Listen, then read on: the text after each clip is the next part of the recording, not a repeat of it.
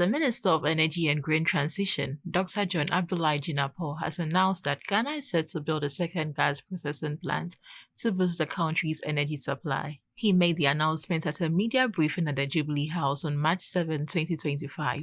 He confirmed that Cabinet has approved the project, which will be carried out in collaboration with the Ministry of Finance. Dr. Jinapor highlighted Ghana's current gas supply challenges, revealing that the country requires approximately $700 million worth of liquid fuel to bridge the fuel deficit. To address this, he stated that Cabinet has approved a series of measures, including the construction of the new gas processing plant, to provide a long-term solution.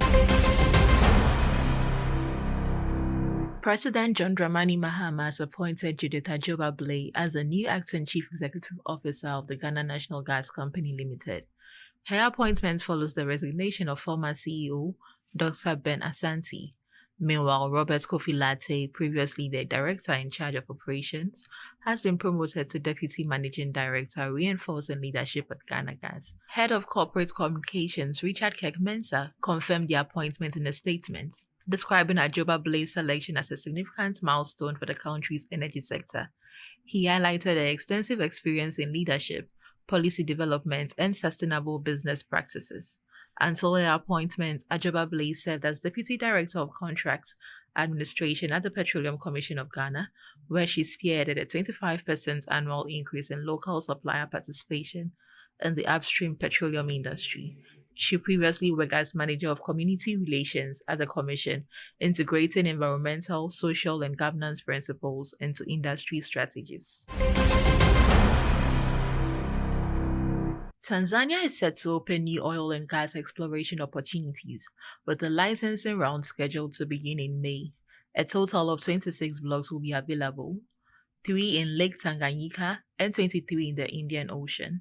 According to Charles Sangwin, Director General of Tanzania's Petroleum Upstream Regulatory Authority, the agency has identified the blocks and compiled the necessary data. The next step is securing government approval for the Model Production Sharing Agreement, which will outline fiscal terms for investors. Officials expect the licensing round to launch in mid-May. This marks Tanzania's first licensing round in over a decade.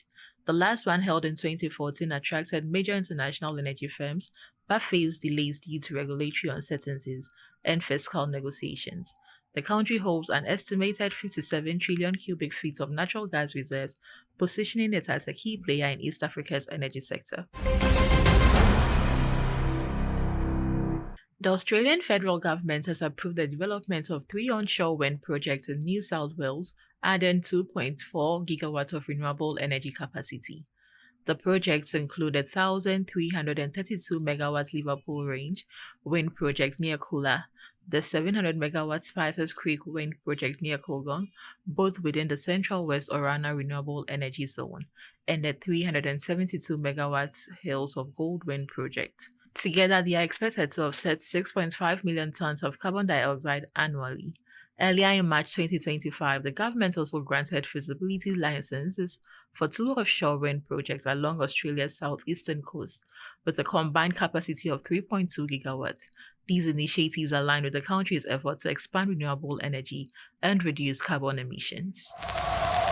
Energy Ghana, local in focus, global in perspective.